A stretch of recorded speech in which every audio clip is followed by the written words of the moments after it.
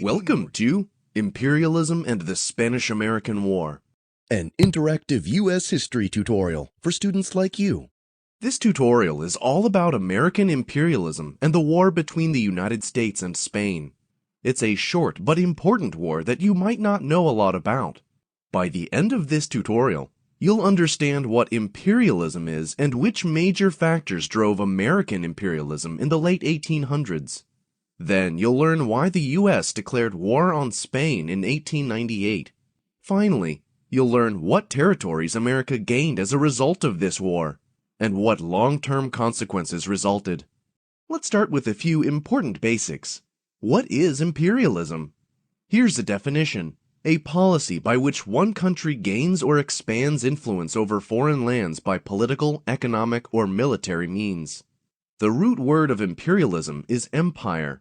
What exactly is an empire?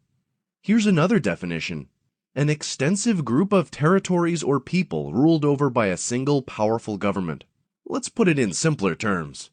Throughout history, nations have become empires when they spread beyond their original borders to control other lands and peoples.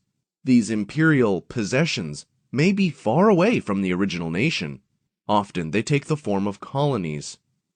Colonies differ from nations in that they are not independent. Instead, they exist under the control of another nation. Colonists may have different cultures and languages than those in the mother country. Nations form empires to increase their power, wealth, and territory. The British Empire is a good example. Originally, the 13 states that made up the United States were colonies of Great Britain, part of the British Empire. They were not independent and were controlled from across the Atlantic Ocean by the British government, at least until the American Revolution. Britain is a small island nation that became a world superpower by building an empire. You can see on this map that the British Empire at its peak controlled much of the world, with colonies and territories on every continent, shown here in red. Canada, Australia, India, and much of Africa and the Middle East were once British in the imperial sense. Some of these territories maintain a connection to Great Britain even today, although they are politically independent. In this tutorial, we'll focus on American imperialism in the late 19th century, but it will help to provide a global context for that time period. By the late 1800s, the major nations or powers of Europe had begun a new wave of imperialism, dividing much of the globe between them. Britain and France had the largest empires, but Italy, Germany, Spain, Belgium, and the Netherlands also joined the global competition for land and resources. Unlike these nations, the United States did not have a true overseas empire, but that was about to change. Unlike the British, with their long history of empire, Americans had generally been suspicious of imperialism and what it represented. This had roots in our own nation's past. The U.S. had begun as the colonial possessions of a larger empire. Americans had found this intolerable and declared their independence in 1776, for good reasons.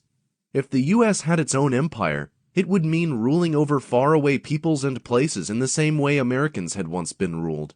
To some, this seemed anti-democratic and against the nation's founding principles. But for a brief period in the late 1800s, Americans and their government changed course to embrace imperialism and seized their own small empire with long-lasting consequences.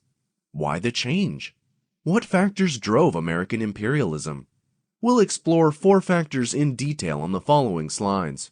We'll call them national reputation and prestige, economics and naval power, American exceptionalism, and the closing of the frontier. In the late 1800s, the United States had overcome its national growing pains and emerged as a major world power. With its size and resources, the entire world could see that America had the potential to become a superpower in the 20th century. But as you've seen, other major powers were dividing up the world into empires of their own. What if the U.S. didn't expand overseas in a similar way? Would we somehow lag behind these other nations, or fail to compete with them? It may seem surprising looking back, but Americans of the late 19th century were a bit insecure about their nation's status and reputation. The U.S. was barely 100 years old, but the nations we viewed as our competitors had longer, more prestigious histories. Americans worried about their own national prestige. At the time, possessing an empire was simply one of the things a major world power did if it wanted to play with the big boys. One of the biggest boosters of this point of view was Theodore Roosevelt. Roosevelt would be president one day, but before that he was Assistant Secretary of the United States Navy. Roosevelt was one of many leaders who believed that empire, and if need be, a war to claim one, would be good for the American spirit. It would maintain America's edge and keep its people from becoming soft. Another driving force behind imperialism had to do with economics, the business of America. Much of imperialism was a quest for national wealth, a race for markets and raw materials. The Second Industrial Revolution had greatly boosted the production of manufactured goods. This was good for business, but it created two new issues. First, to keep expanding, businesses needed to keep finding new markets, new customers for their goods. Second, businesses needed new sources of raw materials to keep producing those goods in large quantities. The solution to both issues could be found overseas. Foreign lands meant new customers and new resources. And having an empire meant that foreign lands were in a sense part of your country. Even without an official empire, American businesses were committed to global trade. Trade in this era required shipping, which in turn required long voyages across the world's oceans. To watch over those shipping lanes, the U.S. Navy sent its ships around the world to protect trade. But where could those ships dock and refuel halfway around the world? Having an empire made it easier to maintain a navy, which was good for trade. Some Americans believed that owning a territory in a place like the Philippine Islands, close to the valuable foreign markets of China, would greatly expand American power and wealth.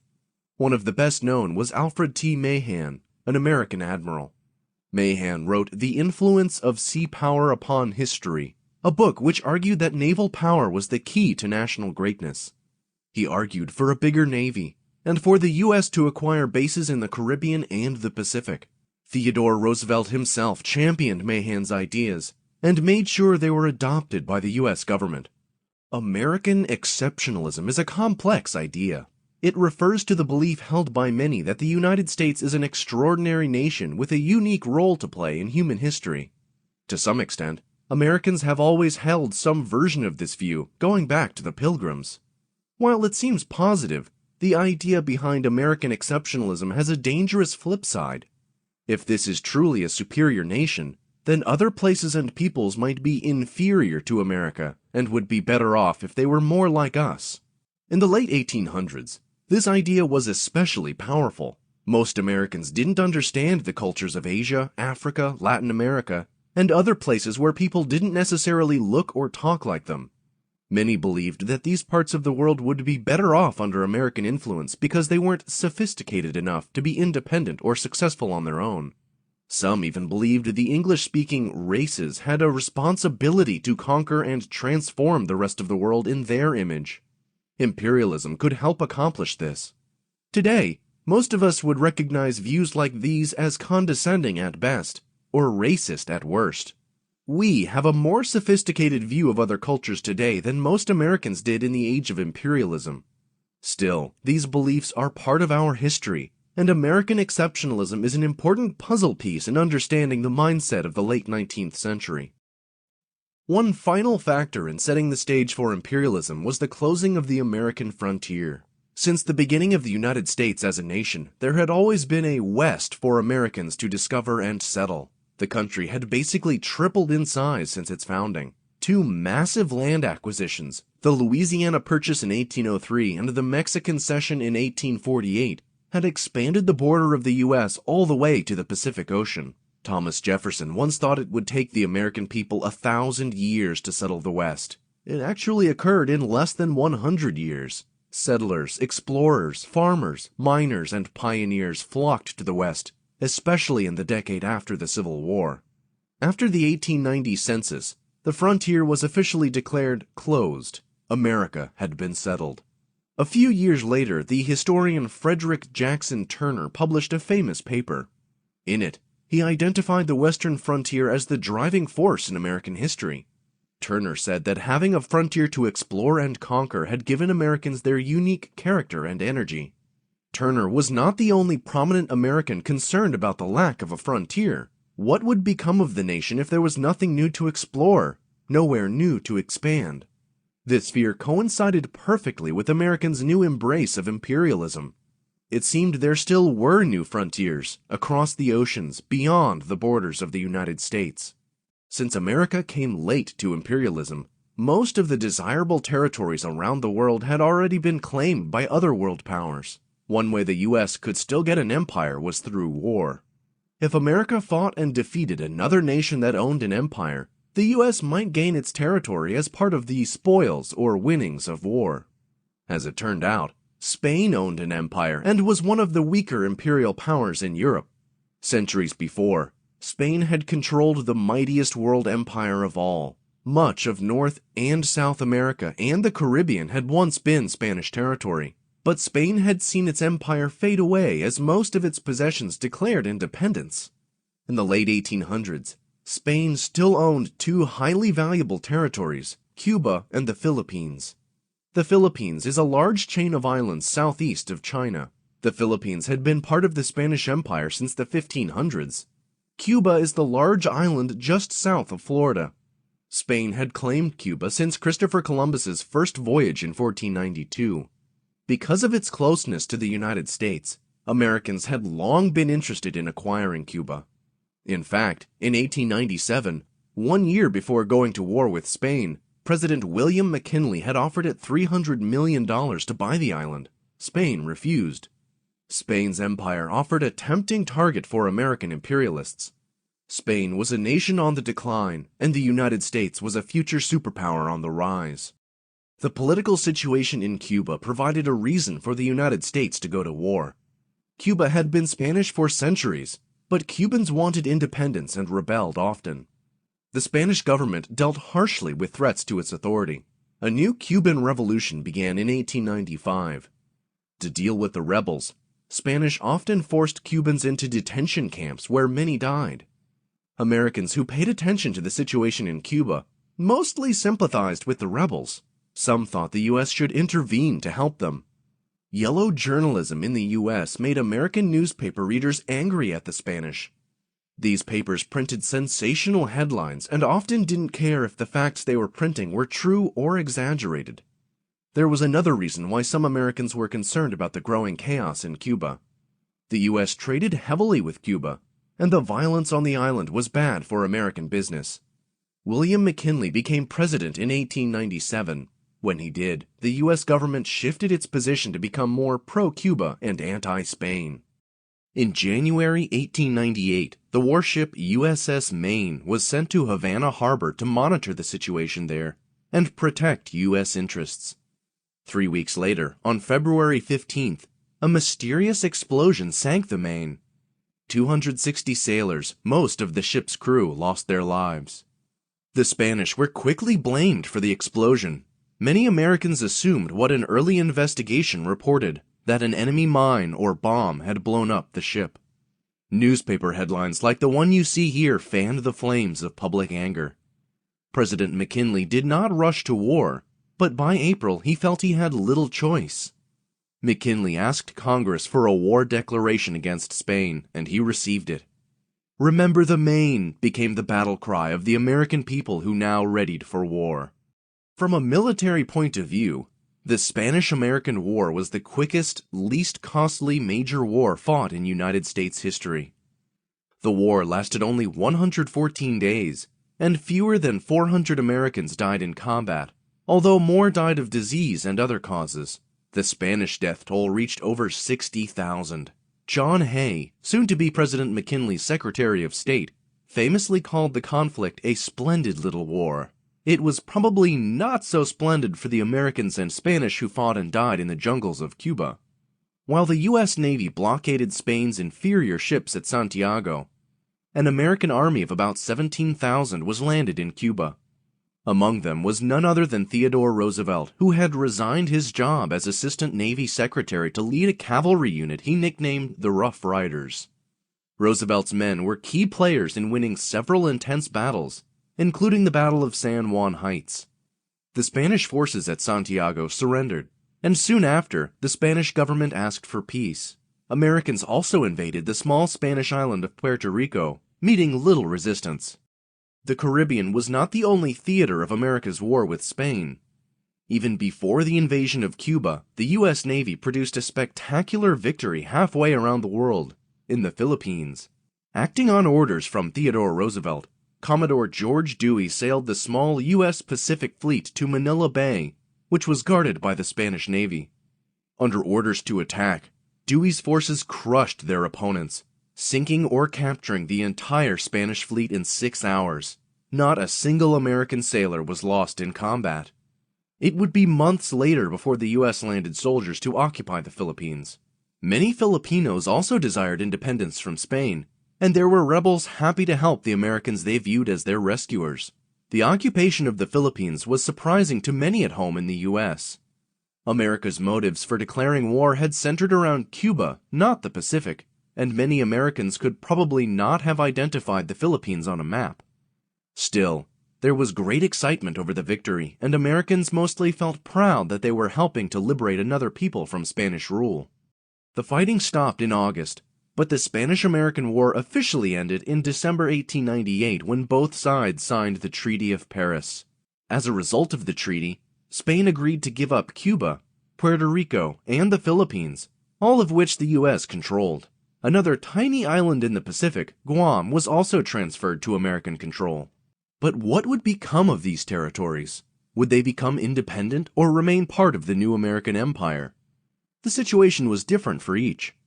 Guam and Puerto Rico became permanent territories of the United States and remain so today. People who live there are American citizens. Cuba was a different story. When Congress first declared war on Spain, an amendment was passed promising that America would not permanently annex or take Cuba for itself. The U.S. kept this promise, but occupied Cuba until 1901. In that year, Cuba passed its own constitution, giving it independence, but in exchange for the withdrawal of U.S. troops, Cubans had to agree to the Platt Amendment, which allowed American troops to intervene in Cuba whenever they saw fit. American forces would occupy Cuba again from 1906 to 1909, and several more times in the coming decades.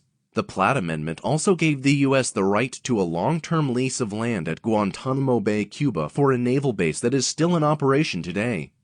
The Philippines were annexed by the U.S. and remained an American possession for almost 50 years, before eventually gaining full independence in 1946. President McKinley's decision to keep the Philippines was very controversial at the time. Was it a double standard to give independence to Cubans but not Filipinos? Many Americans thought that it was.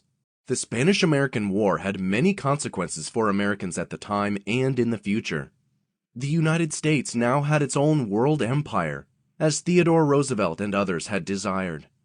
There was no doubt that the U.S. had reached the level of a major world power. But all was not well, especially in the Philippines. Most Filipino people did not want to be ruled by Americans any more than they had wanted to be ruled by the Spanish. And another war resulted, lasting from 1899 to 1902. It was a nasty guerrilla war between Filipino rebels and American soldiers, and more than 4,000 American deaths resulted from a conflict that was longer and bloodier than the initial war with Spain. This Philippine-American War is a largely forgotten war that many Americans are not even aware of today. The American empire expanded further in the last years of the 19th century. In 1898, the United States laid claim to Wake Island in the Pacific and officially annexed the Hawaiian Islands. In 1899, the U.S. annexed the eastern Samoa Islands in the Pacific. It should be noted that after this burst of expansionism in the late 1800s, the American empire did not significantly expand. In fact, it reduced in size in the next century as Cuba and the Philippines gained their independence. Americans soon lost their enthusiasm for conquering foreign lands. The Philippine-American War reminded people that there were dangers in ruling faraway peoples that did not want to be ruled by someone else. By the mid-20th century, the tide of history had turned against large empires and in favor of independence for people everywhere. Today, imperialism seems like something of a phase the United States went through more than a century ago.